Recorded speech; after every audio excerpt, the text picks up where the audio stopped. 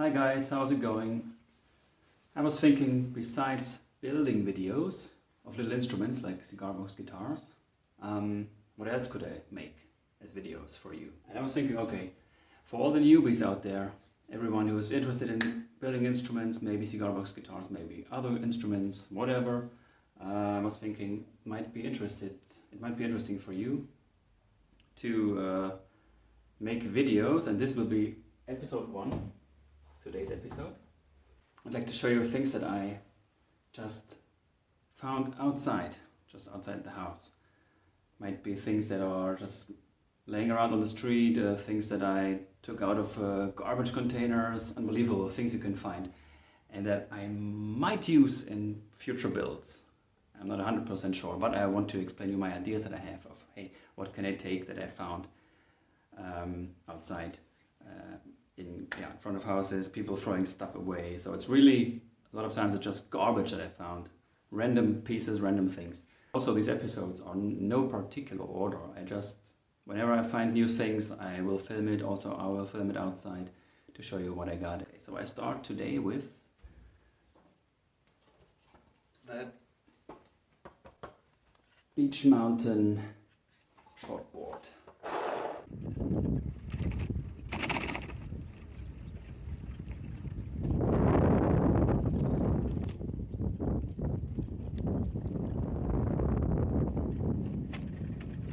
What's this? It's a shortboard which I just found on my way through the woods. It's a shortboard, sort of a carver board, and I take it with me. It was no garage sale, it was more like, hey, take it if you want it. There was a little sticker on it saying, for free, take it. So I took it. I was cruising around a little bit with this one, but it's not like a real carver board. It doesn't allow you to move yourself forward by just standing on it. Anyways, I will show you later a few details about this one. Interesting.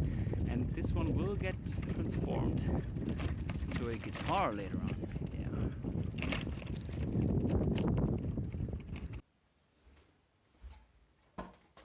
Just found this.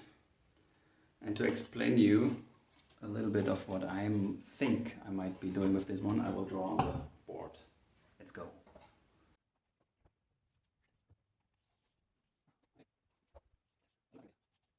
And then on the back I have these, front and back I have these little profiles, which are currently like this.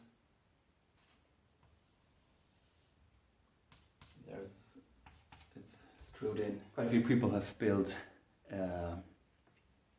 guitars out of skateboards, and what you just have to keep in mind here is, since it's a curvature, you will really struggle if you want to build a fretted instrument, because if you imagine you have the frets here and you put strings in here, and imagine you fix the string like here, down here, fixation, the string comes from here, and then you just draw like this. So until this point you can really use the frets here and further down, or actually up. So this would be like, I don't know, 4th fret, 5th, 6th, and so on. This you can use, but all the other ones behind this point here, this tangential point, these frets here, the first frets, you will not be able to use them, because when you can put the string down here with a finger, but it will always be laying on this fret number 5, for example. So if you want to fret, though, you could do that, of course. Then you have to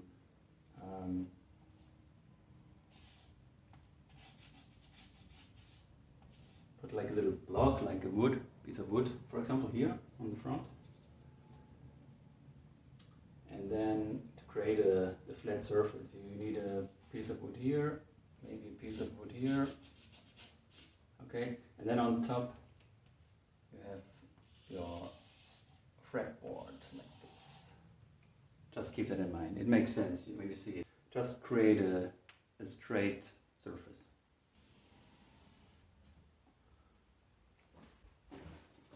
when you play, when I play, and imagine you have the strings on, 3 strings here. So here, this piece, I mean, I don't like it because even if the strings start from here, and I want to play with my picking hand, I might constantly hit into this little bridge, and I don't like it. Also, I like to mute. If you do palm muting, if you do palm muting on top or no, in front or on top of the bridge, then yeah, you can do that. But again, you might, in this case, hit that little piece. So what I will do is simply take this off and put it the other way on. So like this. Just turn it. At the front, I'm not sure. I might just leave it because here. So this on the back, this will then look like this. Just put this here. And as you can see, you can just open the screws and turn it around. Then this is perfect for the starting point of the strings. So what I will do, go really close to, so I will not drill here, but I go really close down to the board and drill holes for the strings to go through. Somewhere here. There I will drill, and I will talk about string size in a minute.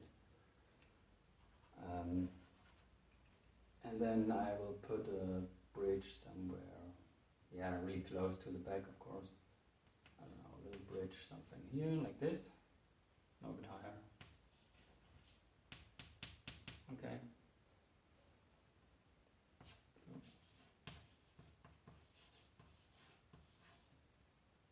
Bridge, strings start from here, and then here in the front,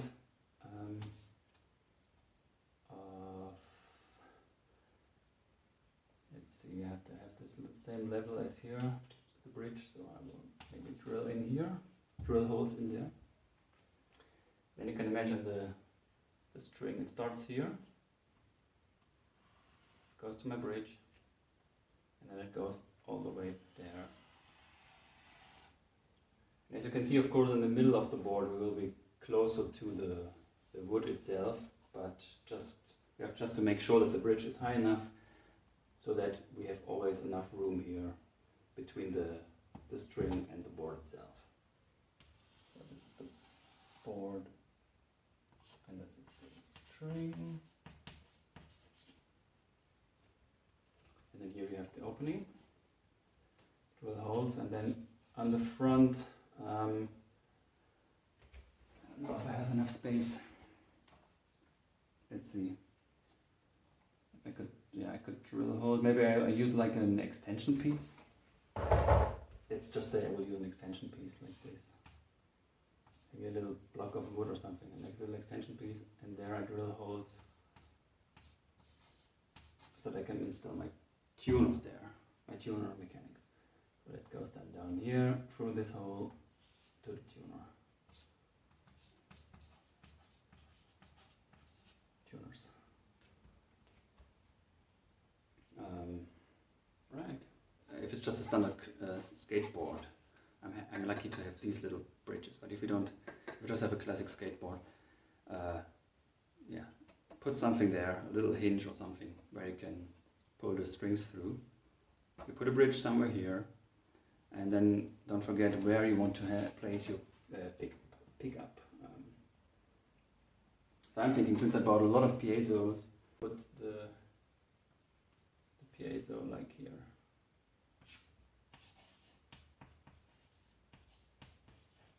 Piezo. Or you just install somewhere here. You can install a pickup.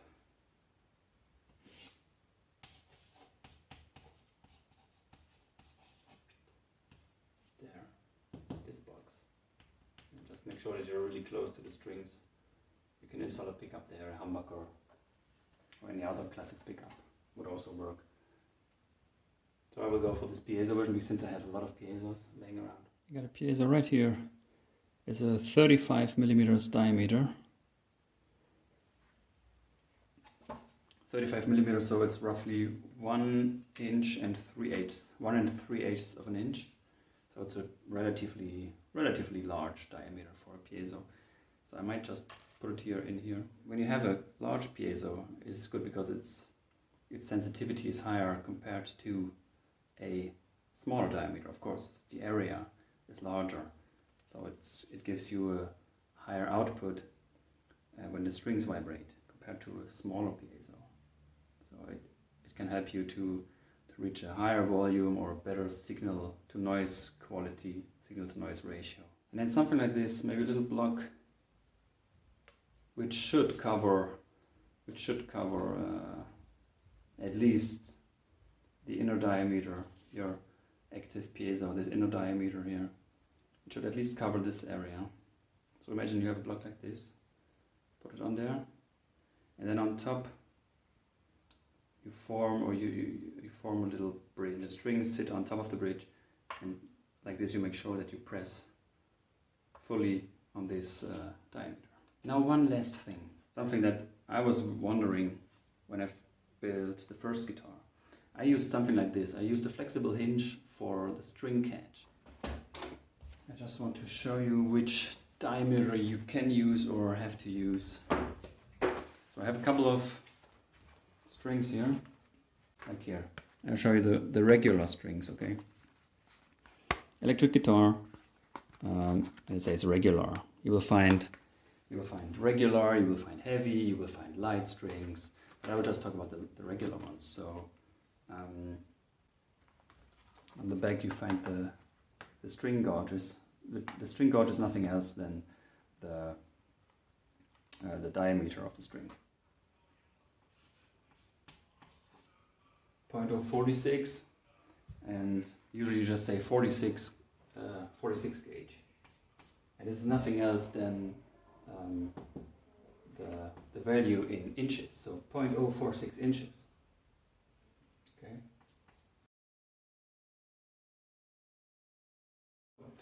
I filled the board and put all the numbers in with some recommendations for your drill bits you need. Okay, that's the whole point that I want to make here.